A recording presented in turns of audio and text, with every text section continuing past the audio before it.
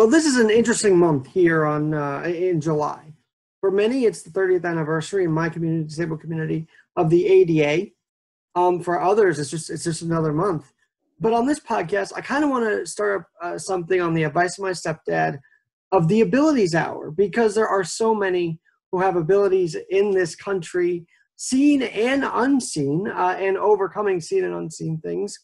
And someone who definitely has ability, someone who definitely has overcome, someone who had a pep in her step at the National Publicity Summit, Megan McNealy. My goodness, it's about time we got you on. I'm so glad you're on with me tonight. Alex, thank you so much. I am so happy to be here. I can keep it real. Yeah. I love it. I love it. Well, and let's talk about that. So when I first met you, you were, you were very hyper about the book. You were very pep in your step. You were very excited. And now I get an appreciation of how you got to that point, because let's break it down. You had rheumatoid arthritis. You've had severe pain in the past, and you overcame it. So let's start there. What's your journey, and why did you want to write your book, Reinvent the Wheel? Alex, it's a great question. I actually was striving in my career, and I was gathering award after award, and 7 years into my career, where I was considered they call it an early success story. I was traveling all over the United States, sharing my journey with some fellow colleagues. I work for a very large wealth management firm, and I still do. This is my 22nd year there. So I'm a corporate, I have a corporate job in addition to this passion. We'll call it a passion project. I started to break down behind the scenes. So to your point, there's a lot of us who look great on the outside. And behind the scenes are struggling in some way. And for sure, that was my case. I was breaking down behind the scenes to the point of, I was first diagnosed with rheumatoid arthritis. A few years later, I was diagnosed with chronic kidney disease, which was stage 3. And then I had kidney cancer. And to say that my health struggles caught my attention is an absolute understatement. From the first disease, I realized, I use this phrase, you can't catch a falling knife. When you get into a bad health pattern, sometimes it cascades into worsening situation until you can get control of it. And I was bound and determined to turn around my health.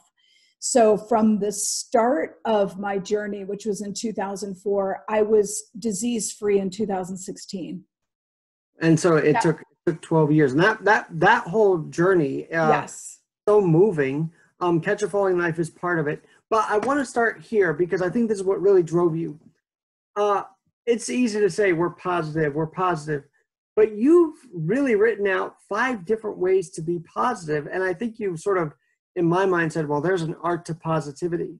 So let's start there. How did you build your art and use that brush of great energy to make yourself positive and say, yes, I will get through all of that?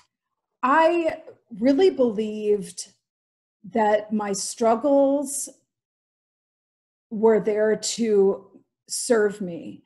I really felt from the very beginning that it wasn't something that would define me.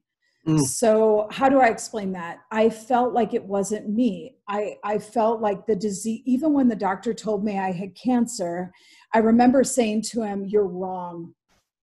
Wow. Like, it felt so surreal, Alex. It felt like it wasn't me he was speaking about. I told him, "You are wrong." Even when I went in for the kidney biopsy, I remember saying very cavalierly to my friend Kian, who was there in the room with me, wait till they find out it's benign.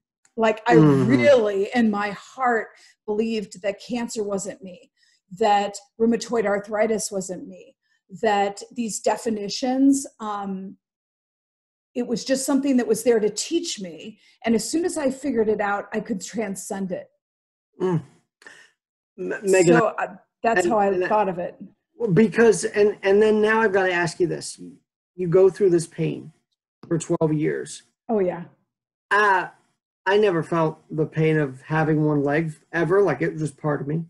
But I do feel the pain of, like, if I get sick or something like that. And I'm actually thanking God to feel the pain, because it makes you know what you're going through, and it tells you, hey, we could avoid this in the future. We're going through it now to avoid it in the future. Did you feel that at all? Did you feel like, thank God I'm going through this now to avoid it in the future? I would call that heightened awareness. Mm. So it sounds to me like when you're saying that, what comes to mind is heightened awareness.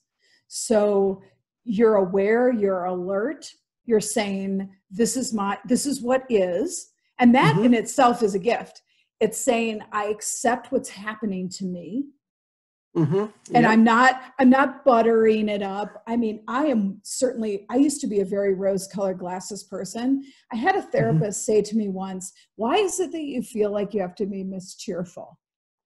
I thought to myself, am I mischeerful? And I sort of backed away on the drive home from that conversation thinking, I've been taught that. I was taught that as a little kid. If you don't have anything nice to say, don't say it. Sure. And what I instead kind of was empowered by is saying what is right now. Okay, it is painful to wake up every day and not be able to walk properly. It is painful that my hands were completely frozen shut. Like I could never do this. Like holding a pen, I could never hold a pen like this. I had to memorize what clients said to me for 3 years straight and take notes. That's a skill in of itself. I mean, I couldn't even hold a pen. Yeah, like this, it doesn't even hurt. Like I can't even believe it. It's crazy. I remember saying to one of my bosses, it would be astonishing if I ever went through a day without pain. Like if that ever happens to me someday, I'll know I'm healed. But I think that step of heightened awareness and acceptance of like, okay, this is what's happening today. Can I live with what is? I'm trying to deal with that right now with COVID. Like, I mean, I don't have COVID right now, but I'm trying, excuse me, now I cough, right? Everybody on your listener is going to be like, oh my God, listen. Now we have to panic when somebody coughs. But we're saying to us, can I accept what's happening? And okay, all right, what is the truth? Like I'm a huge believer in truth and love. And I love that you were talking the other day about safety, love, and health. Okay, I adore you. That's the first step. And then how do I rise? Like given this situation, I mean, how do you feel about that, Alex, with yourself? I mean, is it the acceptance and then the rising? Oh, it's the acceptance. It's the fight. So when I do get really sick, sometimes it leads to a hospitalization. I think I haven't been hospitalized in a few years, actually. So I've been working at it. I finally listened to my doctors. So it's that leaving the hospital feeling that says I'm never going to be in that again. And then, yeah, there's some spurts. Yeah, I had 103 fever last week, but I worked through it, and I knew that I was going to be, because my stomach had this insane issue. I don't even know what. We don't really know. It wasn't COVID because I tested negative for it. But like, good for you. I'm glad I went through that because it was like, well, I'm not going to do that ever again. So I just rise up, and I'm sure you might have felt this. Like every week, it's like, wow, last week I might have felt something, but now I don't. How cool is that? Like you can just escape something within a week, which I was able to do. Good for you. But for you, what I also thought was interesting, because we have a lot of similarities. I have one kidney, so I have to protect my kidney. Oh, 100%. But what also was interesting to me is that you talk about the kidney disease, you talk about the arthritis, but you also almost drowned, which I'm like fascinated that. Look at that, how much of a survivor she was even from a young age, right? Yeah, so that explains why I'm afraid of the ocean to this day. Although I was in the British Virgin Islands last spring, and I was not afraid there, which is an improvement for me. But the water is crystal clear there, and I could see way down, and it just felt safer. It wasn't so, deep and dark. But yes, it was the most amazing thing. I was body surfing, with a boogie board as well. When I was in my 20s in San Diego, I was with my boyfriend at the time, who was an expert in the water. He was a windsurfing coach and teacher in Mission Bay in San Diego. And we went out there, and all of a sudden he wasn't there. I was all alone. I was pulled out to sea. And I was just completely without my board in the middle of the ocean. I thought I was going to drown. I was out there forever. It felt, that hour I was out there alone felt like 10 hours, I every bet. moment I could hear my breathing, and the waves were so strong on either side of me. I couldn't tell which way the shore was. So I didn't even know. I'm a good swimmer, but I didn't have Was your heart palpitating? Like, did you feel like the heart beat? Yeah, I thought this is it. And then I tell the story in my book how all of a sudden this little boy came out of the ocean. Like, he literally appeared in front of me. He didn't have a wetsuit on, which is unusual in the Pacific Ocean. It's freezing cold. He handed me my boogie board and said, "Here you go." Wow. And then I swear to God, he vanished. I believe it was an angel. I never saw him again. He saved my life, that little person. And I just thank God I'm alive. And I also feel like, and for you as well here today, here we are, and, recording this, and it's just a wonderful moment to have appreciation. We're here for a reason, right? And I believe to spread inspiration and healing to everyone I meet is my goal. I usually don't talk about how similar I feel to someone because I want to be on them, but the way you described that, in first grade, I also had an experience. I swear to God, my little wing. So I was 4 pounds 9 ounces when I was born, very tiny. Tiny, yeah. And then, so because I really couldn't eat at a very early age, even in first, second grade, I was still very thin, to the point where one of my floaties, when I was in the water, fell off. I go down, and my swim teacher, who actually passed away last year, and this brought back a flood of emotions, saved me. Like, he came over, he grabbed me up, and I believe it's because of him as well that I'm able to be here today, amongst other different things. But that was one of the big moments that I remember overcoming, and it's still, I've gotten used to the water now. I actually love swimming, but that was a trauma in and of itself. So there was that. Wow. But I've got to ask, because sometimes when, like, my thing is very visible, one leg, whatever, that's cool. But when it's not visible and people start asking you, Megan, like they did, what's wrong? Why can't you do this? How'd that make you feel? And how did you overcome those feelings of like, why are they talking to me like that? Why can't they understand it? Well, at first I lied. So in a corporate setting, people would say, "Why are you limping?" Like, people noticed at work, and I work at a Fortune 500 company. At first, Alex, I didn't want to appear weak. So I said, it's a tennis injury. And everybody knew I was a tennis star when I was a little kid. And through, I went to Cornell on it, because I could play tennis. I mean, cool. One of the reasons, I'm a good or I used to be a good tennis player until I got rheumatoid arthritis.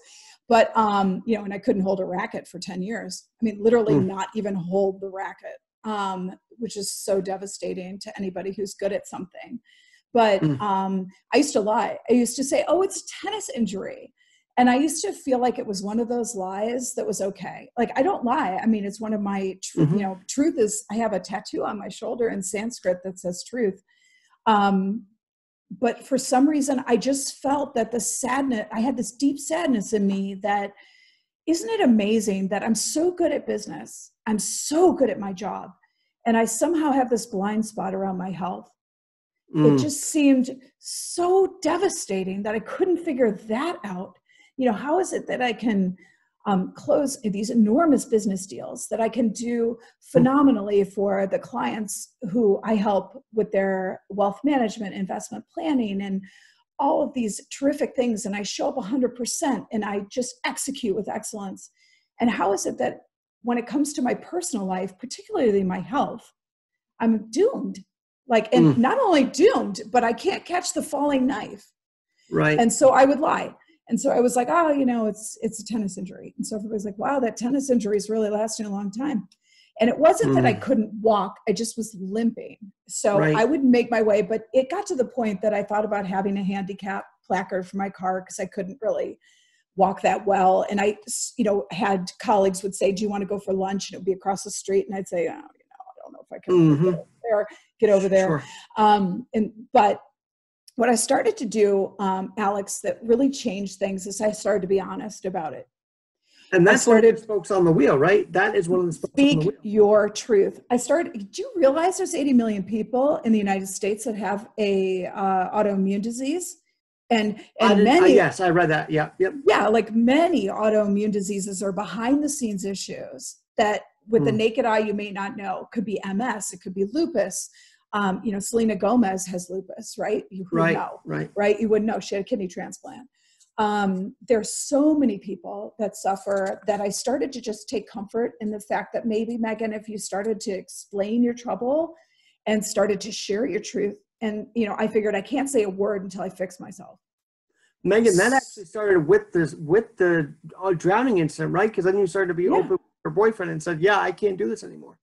Right. And then when I was married, I was afraid of the water. And I told him, like, after I got my sailing certification, I'm like, honestly, I'm terrified of the water. And he was like, why do you say something? I mean, I was always trying to, like, just be the person other people wanted me to be. I gotta say, one of your things, you feel like you're not going to be accepted, One of your things is artificial. I noticed that term used a lot in many of your chapters.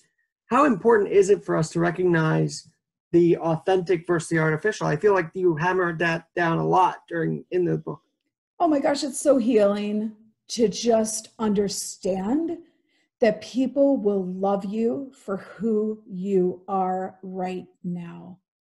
I always felt like I had to perform. I had to be perfect. I had, maybe people wouldn't love me if they knew I had this debilitating illness behind the scenes. But what I realized is the more I shared, Alex, with people about my journey, the more you'd be shocked.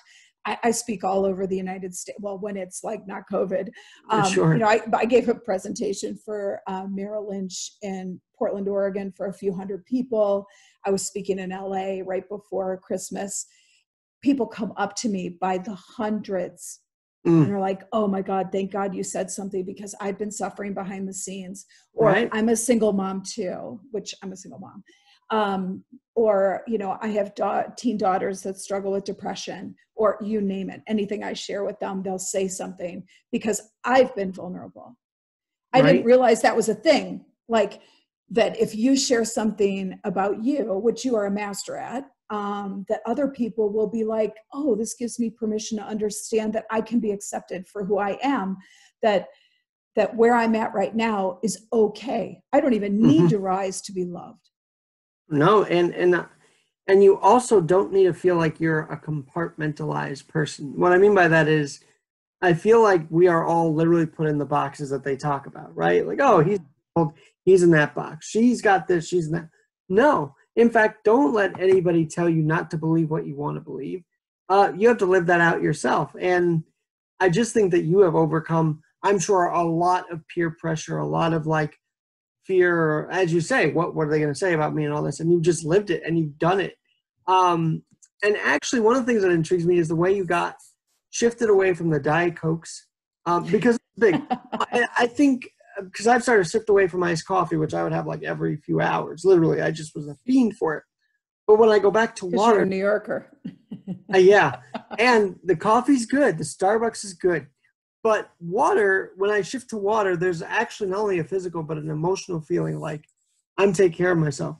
So when you made that shift, did you start to feel like you were taking care of yourself? And I think that can inspire others to do the same. Exactly. I have a whole chapter in my book on hydration. And I will tell you, because I know in corporate America what people do. They start the day with their coffee because that jacks them up because they're tired and they're exhausted because they stayed up all, watching their Netflix. I'm totally, somebody who after, this conversation, probably this weekend, will find me watching my favorite series.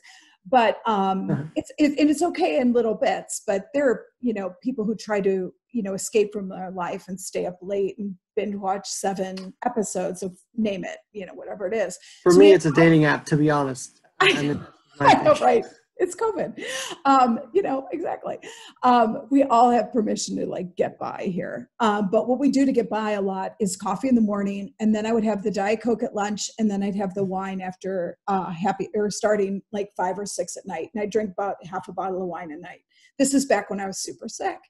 And what I was basically doing is helping myself rise in the morning so I could deliver the level of excellence and attention that I needed to give my work. And then I would be so jacked up, you on the coffees, that there's no way to bring yourself down at night, effectively. There's several ways, but for me, it was, I live in wine country. I'm in California. Sure. Everybody else has their wine subscription. Napa Valley, right? I'll just go ahead and, have my wine. And I used to be married at the time. And so we'd share a bottle of wine every night. And I thought at first, we'll just do this. We just moved here.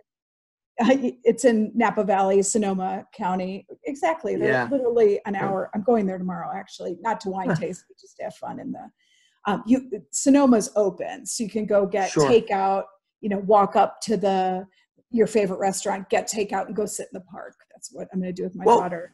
You just mentioned your ex-husband, I guess I could say that. You said that he started to really distance himself. Yeah. You think the fact that you were jacking yourself up was part of that reasoning he distanced, because he saw you really bring all this stuff into your body and he thought, why are you doing this? Or what was his reasoning? No, he was doing the same thing. I think that what happened a lot is, I truly believe with relationships, there's two sides to every story. And so I own my half, of everything that went wrong between him and me. But I think that distance is created when you don't own your truth. So for me, I thought I want to be, I was thinking in my mind, I don't want to be the wife that is disabled. I don't want to be the person that is struggling to open my hands. I don't want to be the person that struggles when I wake up every morning just to even walk to the bathroom. I want to be this cute, adorable person that he married. The fly fishing girl that used to do that. And we used to jog 8 miles, on a date. We'd jog 4 miles in at Point Reyes Seashore, jog 4 miles back, and then go to dinner and get our clams, and just have a wonderful time at the bar. I wanted to be that girl again. And what I did is hide it. So he'd say, how are you doing this morning, honey? And I'd be like, oh, fine. But I was just a little curt because I was in so much pain. What would have been better? Like, oh, sweetie, I'm just in so much pain this morning, but I love you. That would have been better. I was more like, leave me alone. I'm fine. Shh, and quiet. And he was, that causes distance. And he'd be like, oh shit, she's in a bad mood. Do you see how it gets so bad? But I know that also you started to kind of get, I would hate to say resentment, but you started to feel like, why is he able to sleep at night well and I can't, and I've got to take care of the kids. But and overcome that. Yeah. So, our distance became so great that we got divorced, as people can read in my book. And so I can't say I overcame it. I think that what happened is the more I started to own my truth, and really work on myself, like, this is what I'm going through. This is what's helping me. It's helping me. I started to be more honest. As soon as I started to be more honest, I realized that we weren't the same people. As soon as I started to identify what my values were, my highest values are love and truth. I started to say my truth all the time. He wasn't used to that person. Because I guess it included truth about him. I wasn't that person when he married me. I was just mischeerful, like I told you. And so, Alex, I think, as we grow up, like, our goal, or at least my goal, is to always be myself. That's what I love about you. Like, I see you as like a super authentic person. And I think, your listeners as well appreciate that about you, or just about all of us. We're trying to be the most we can be, because if we aren't, the truth comes out. Yeah. Yeah. Well, eventually. It's been a weird quarantine. I mean, I feel weird breaking off something amidst quarantine, but I did. And she and I were great. But again, there were things that I knew were going to continue. And I just started speaking about that. I said, I don't know if this can be. And, then they say, well, we'll make it work. And I just don't know. It's like, how can we make it work if we try and just. So I had to end it. And I still feel a bit of guilt for that, I guess. But I'm glad I could share that with you and now my listeners. Because that was a tough time. And it still is a tough time. Do you think that quarantine amplified it? Because sometimes these intense experiences can bring to light truth faster. Well, what happened was I started to promise her, I'll come back, because I thought this was only like a month thing. So I'm like, I'll come back in a month. That didn't happen because we still were in lockdown. I started to tell her, yeah, I'll come back. Like, I really thought I was, and then it got to the point where I just didn't want to answer her calls because it just became a little too much for me. And I just said, I don't know if I can even go back after quarantine now. So that was that. Unfortunately, we didn't really have the closure because I thought if I even started talking to her again, she'd try and will me back in. And I was saying, I have to be strong about this. I think that like all of us sitting in what resonates in this moment, it could be timing as well. I mean, this is such an unusual time. I think all of us are grasping for connection and also connection to ourselves. And, I had a few friends say, and I don't know if you resonate with this, is that, part of the time is we're trying to get by. And what is the well-being blend, per se, body, mind, and spirit, that's going to support my highest self? And do I have the extra energy to bring along a new relationship? You mean like the wealth being, which you write about in the book? I think it's totally connected. So I believe well-being equals wealth being, because when you have your well-being right, it attracts money. It attracts everything you want. It attracts success. As far as body wealth aspects, it would be perfect health. It would be sleep. Excellent sleep. You'd be eating great food. You'd be relaxing beautifully, wouldn't you? As far as your mind, you would have a calm mind. You would be able to,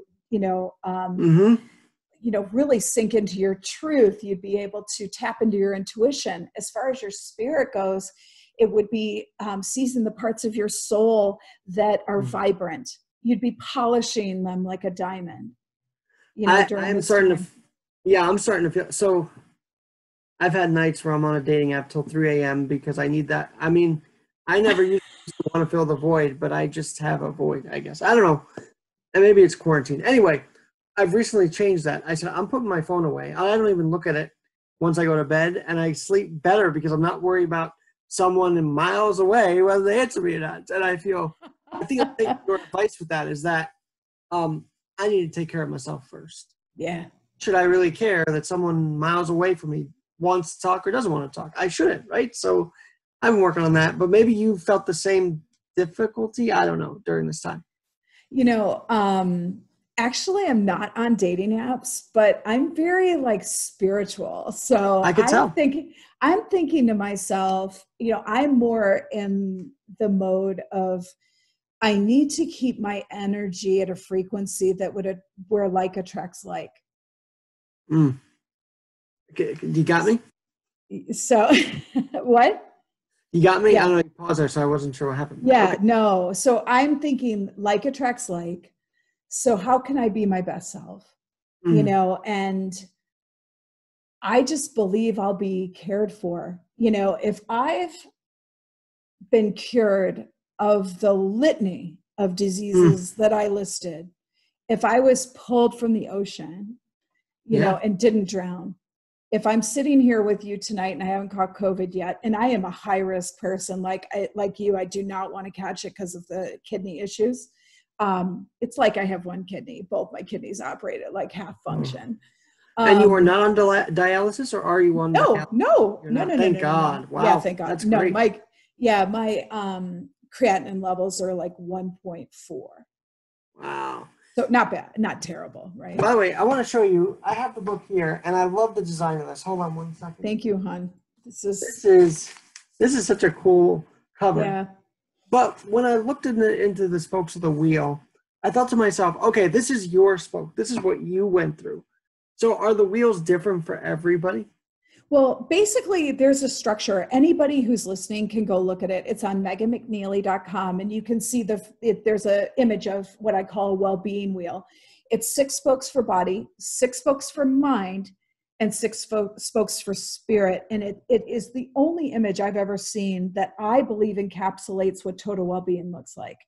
Now, these are universal spokes. So like you could look at it, Alex, and go, I think you'd look at it and go, I agree. You have to eat well, sleep well, exercise, relax, tap into your truth. I mean, these are Mhm. basic things I think that most people can agree on. I've never had anybody say they disagree with me on the 18, just broad strokes. But the key Sure. and like secret sauce to my work is that everything needs to be customized for you, because Mhm. for you, getting 8 hours, how many hours of sleep do you need a night? I would love to Obviously, get when 8. you're on a dating app, you're like not paying attention to that. But what, 8 hours? 8 hours. I would love to Okay, get 8 hours. great. I just So haven't like gotten there for yet. you, Alex, 8 might be ideal. For me, I really need 9. I do not know why, but it's like me at my ideal is if I get 9 hours of sleep. Everybody's Mm. different. So what I teach people is that you just have to customize each of those spokes for you. So Mhm. another great example is exercise. So for me, I love jogging. But for you, you could be rollerblading all over New York. Mm. Everybody's enlivening exercise is customized for them. And so I teach that the customization is so key because it's you. And Yeah. what works for you is different than what might work for somebody in South Carolina tonight or whatever. So we're all at Megan, different places. I Yeah. gotta tell you, you actually made the dinner table conversation with my family, believe it or not. Yay. Because I started reading this book literally right in front of me. I'm doing this, I'm prepping, and it didn't feel like a work thing. Like I didn't feel like I was preparing for it in that way. I was enjoying reading your book, and it's inspired a lot over the last week, believe it or not. Oh, Um, good. What else have you implemented? well, I want to, and I haven't done it yet, but I thought of putting on the fridge. Hey, did you set time for a relaxation time in your schedule? I never heard of this idea until I read your book, Megan. The idea of setting time aside to actually relax, like consciously doing it. That is important, and I want to start doing that. Kind of said, well, why don't we start making logs of what we're drinking? Are we drinking the right stuff? Are we eating the right stuff? Are we? So those are a couple things. Herodotus, you quoted Herodotus in your book, the Greek historian. I did a whole podcast on it for 20 minutes because I was like, I love that quote. We need to relax or we're going to become unstable. We're kind of going to go manic if we don't relax. And so I started researching. I'm like, this guy, I was meant to find this guy. And so thank you I'm for so glad. Yeah. leading him to you. That is a fantastic quote. Of all, what's really neat about the book is I wrote it for someone flying from New York to San Francisco or New York to LA. You could read the entire thing in 6 hours. And I, it has, it's like short. I mean, and I'm used to dealing with senior executives. That's my target market at work. And I interviewed 18 CEOs that embody each of the spokes really well. And, the person for the relax spoke, it took me forever to find, because that type of person is a unicorn. Somebody who's very good at what they do. They're very good at business. That type of person does not normally relax well. It's like an A-type personality. It takes them forever to wind down. It literally took me I wrote that chapter. My book was due February 14th last year. I was literally writing that chapter the week before it was due. And the executive I interviewed is the incredible entrepreneur, Yannick Silver, who's from the East Coast.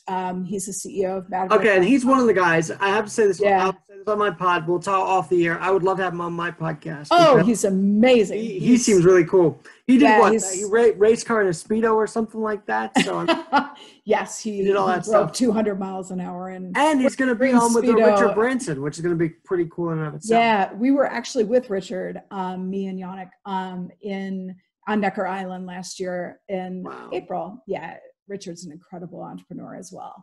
But Yannick's a special person. You should definitely have him on. We can make that happen.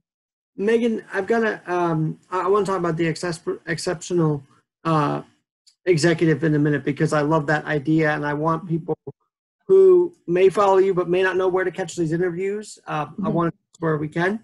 But the other thing that you have inspired me to say is, before I want to do anything, I now say I have the ability to do it. I'm just saying I'm going to do it. I'm going to say, thank God I have the ability to. Because when you recognize you have the ability, like you recognize you had the ability to go back to Taekwondo, you had the ability to overcome, to use your hands again. You knew you had the ability, and now you're inspiring me to say, you know what, I have that ability too. And I'm saying it more, and I feel very empowered. So thank you for that. Oh, I'm so happy to hear that. I don't know the limits of our mind. I mean, I was told I would never get better by, the lead doctors, of the, departments at UCSF or Cal Pacific Medical Center. And even they were surprised that I no longer had any signs of the disease, the diseases I was diagnosed with. I'm not a doctor. I cannot predict what going to happen to other people. But I do think that there's this untapped thing about the power of your mind. You have to be careful what people tell you, because you can embody it and believe it. Someone told me when I have an intellectually disabled daughter, someone told me when she was little, she'll never read. I have a video of her, on my Facebook page, doing a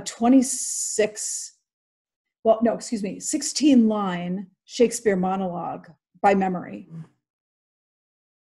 So she can not only read, she is exceptional at theater. And so I am so glad I didn't listen to that. I'm so glad I just kept on with my belief in what she's capable of, because she loves to read. She's reading right now, as a matter of fact, in her room. Well, Megan, I told her, yeah. Are your kids in the charter school type, or are they public school? No, they're in public school. Yeah. Okay. How's that whole thing been during quarantine, by the way?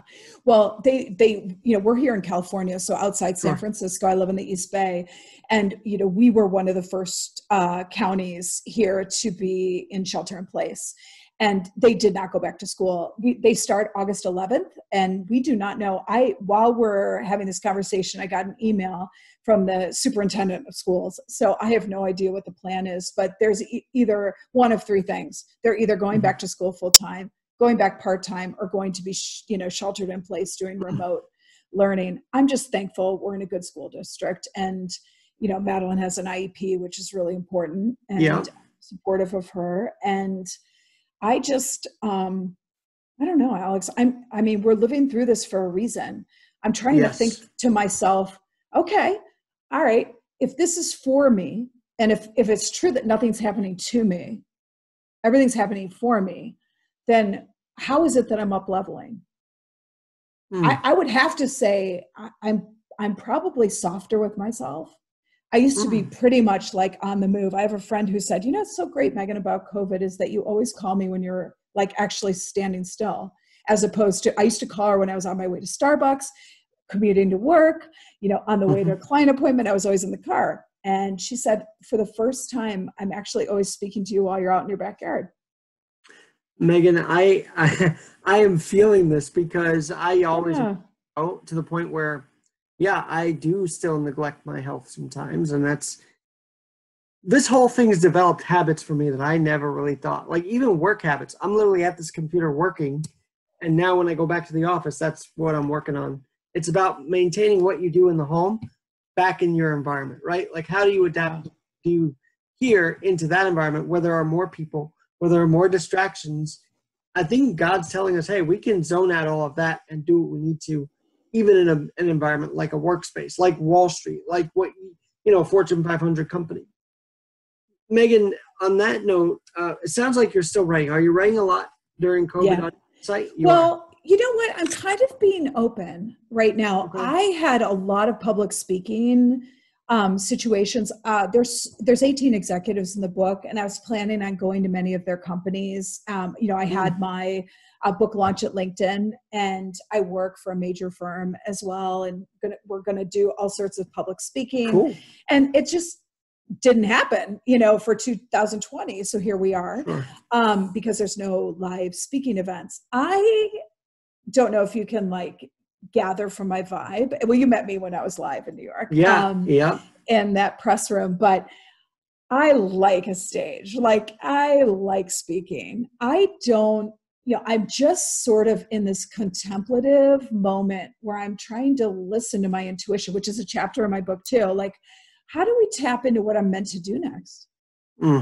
This is calling something from me. I'm not sure what it is yet. And I actually, for the first time ever, just said to myself, it's okay that you don't know, Megan. You don't have to be an expert on the future. What if you just listen to where's the energy? And right now, the energy is really in a few business deals I'm doing for my wealth management business, some client issues that I'm working on that are so exciting. And I'm kind of just moving over there. I'm here. Being on your show is like the highlight of my week. I'm so excited about this. This is amazing. I wanted to be on, as you know, because I wrote you from the moment I met you, and begged you literally to be on this. But, I'm going where the energy is. And I've just been encouraging people who I speak to, what if we did that? What if we, follow the energy? I think it would help our well-being, because we need all the help we can get right now. Don't you think? Megan, I wanted to talk to you about that, because I think, not unfortunately, I'm trying to stay positive, but I think on a longer, broader spectrum too, like, I'm worried that people are going from they don't know what they want to do right now to they want to completely give up. So your story tonight, please just give us some hope. Give people that really maybe losing their will during this to say, no, give up. Don't lose your will. We got this. Right. Oh, so yes, I, went back and interviewed all the execs in my book and the founders, because I thought, maybe they could just give us some advice. These are people that I look up to. And, I try to look up to myself, but, we can't see our own goodness when we're in the middle of a crisis. I feel like it's a shitstorm, right? Whatever's going on. But I went back, and they're all doing one of three things. And I would tell your listeners the same thing. The first thing is protect the asset. Okay. Amen. The asset is your well-being. If you don't protect that asset, and this as well as I do, you're going to be in the hospital or have 103 temperature. So number one, protect the asset. Number two, yes, it is a shitstorm. Yes, you're going to have to pivot. Yes, you may not even identify with what you used to do because everything's up in the air. But where is the service-minded opportunity? There is something that you offer. I always tell my daughters, look, you have your talents like this, your talents and your strengths. And then there's what the world needs. And the blend between the two is where the power is. It's like right in the middle. So your talents and your power, and then what the world needs. So we may have to reevaluate that given COVID. So I'm thinking to myself, okay, what are my talents? I know a lot about well-being. So maybe I can serve your audience here who's listening to this, who are like, oh my God, I've never even heard of somebody who got better from an autoimmune disease. That's is that even possible? I've had so many people write me, I didn't even know that. I'm not a doctor, but I can just speak for myself. That all sorts of weird things are possible. So number one, protect the asset. Number two, where's the opportunity? I call it the service-minded opportunity, Alex, because if we're not being of service, what is the point? Your shows during this time, there's so much more that I've been doing that I've never done. So a little background on this podcast. It was always hard news. And I got into conservative Christian talk radio as a producer. Then I thought, my goodness, my generation isn't hearing what the other side is saying. They don't want to hear what the other side is saying. So then I started this podcast and said, you know what? Let's talk about the unsaid. Let's talk about it. Let's say, why are only certain videos of clashes between cops and protesters being shown? Why aren't we seeing the rioters? Why aren't we holding the rioters accountable? Why can't we do that as a society? Anyway, that's the kind of thing I'm at. I'm at a mode where I just want to see the other side be told so we can get a better picture, a bigger picture of this. And now, hard news, I'm doing stories like this. I'm doing more integrative content that I don't know. I'm a kid that wanted to do play-by-play as a baseball guy. That was my thing and still is. And yet God's put me in a different direction, I think.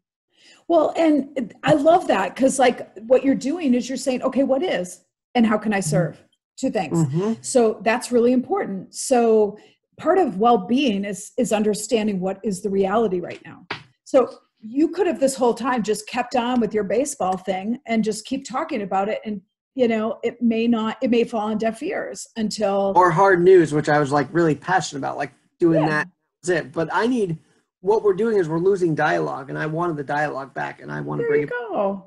And, having, an open heart, I think is so important in this moment, because that openness and lack of, judgmentality, I think is so important. And so that open heart has always carried me, to see what is possible, what is happening, and how can I serve?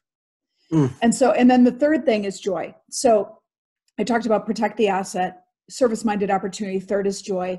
What I found most people were doing is trying to find a moment of joy.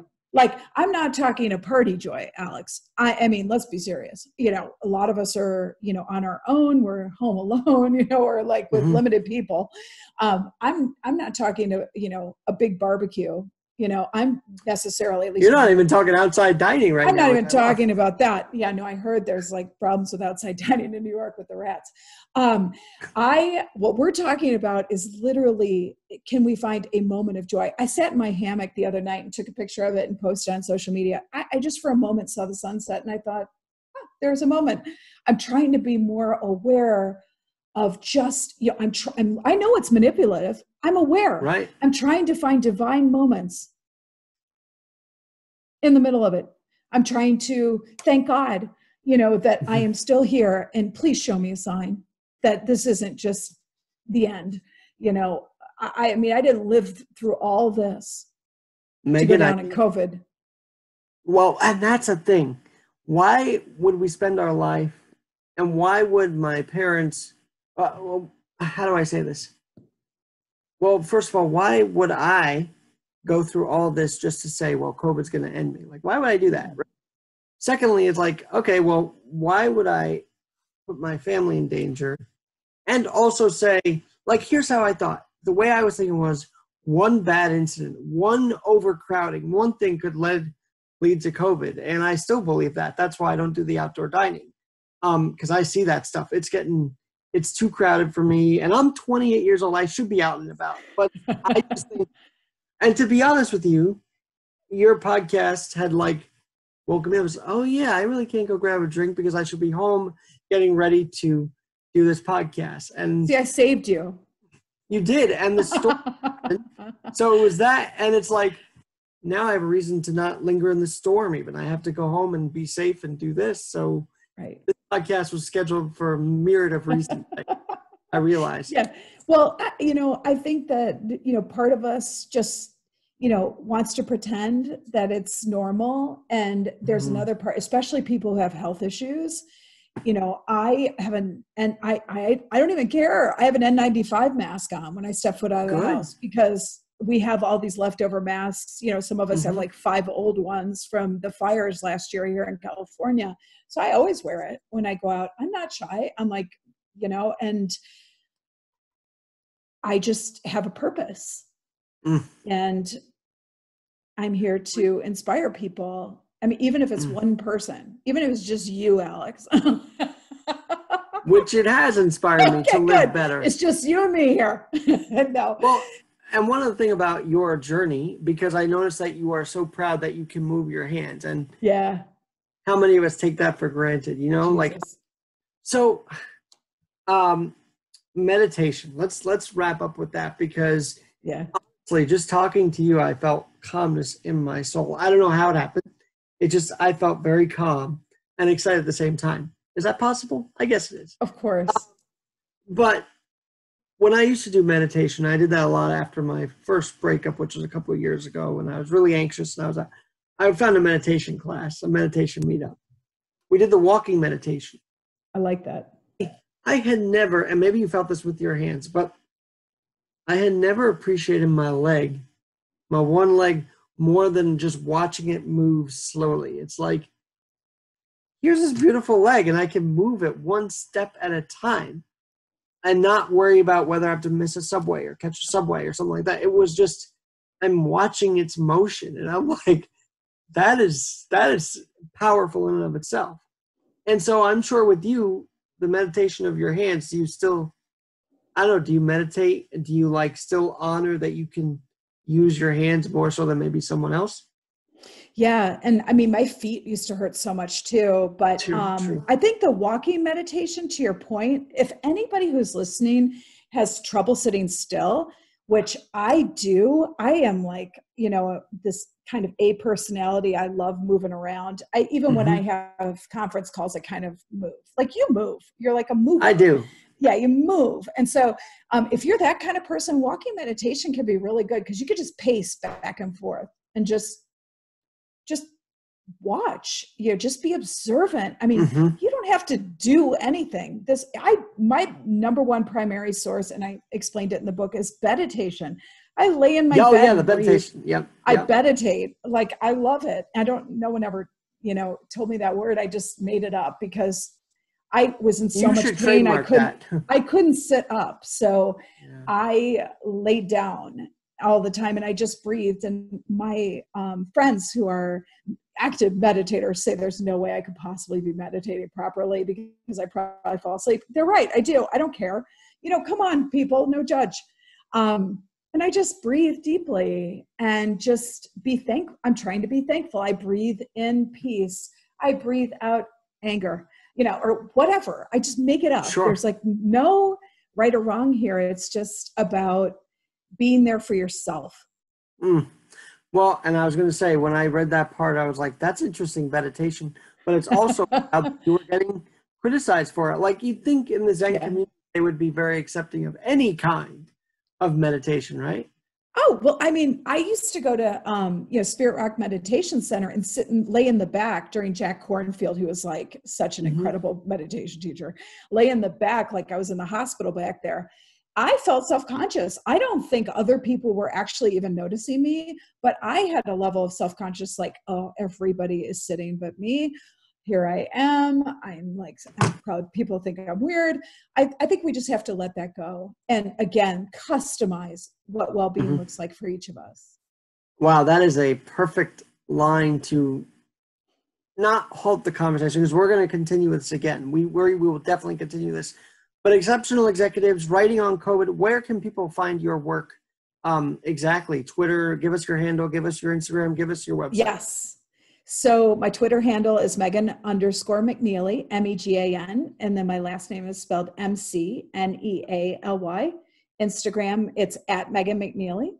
I have, Facebook public page, Megan A. McNealy. And then my website is probably the perfect place. It's meganmcnealy.com.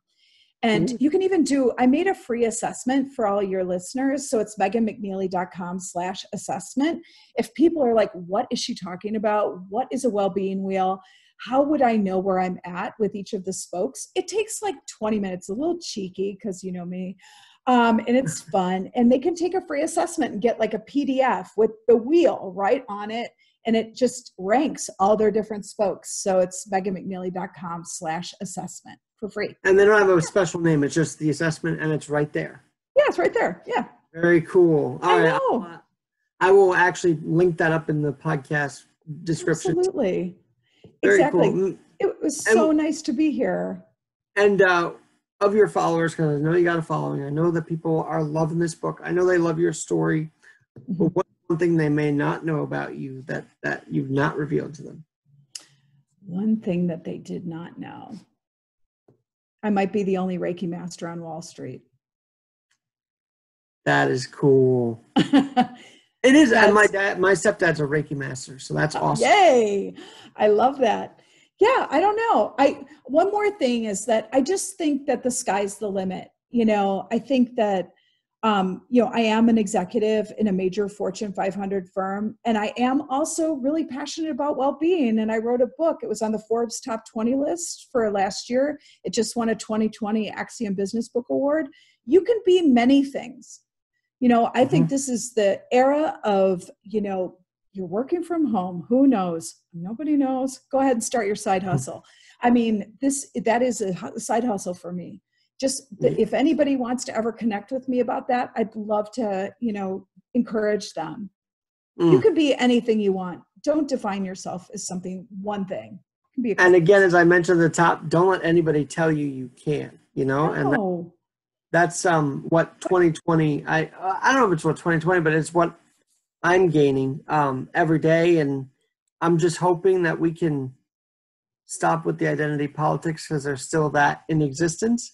And let's just love each other. You know, that's the whole point. So This has Megan, been so great. for this time, and I'm glad we finally did this, and I'm glad I opened the book and read it for a few parts. I'm going to read the final part and have you back for sure. Oh, I'm so honored, Alex. You have a great, great, great day. You too. Thank you. Thank you, Megan, for doing that. Bye, everybody. I'm Alex Garrett. We'll talk to you again soon. That was so powerful.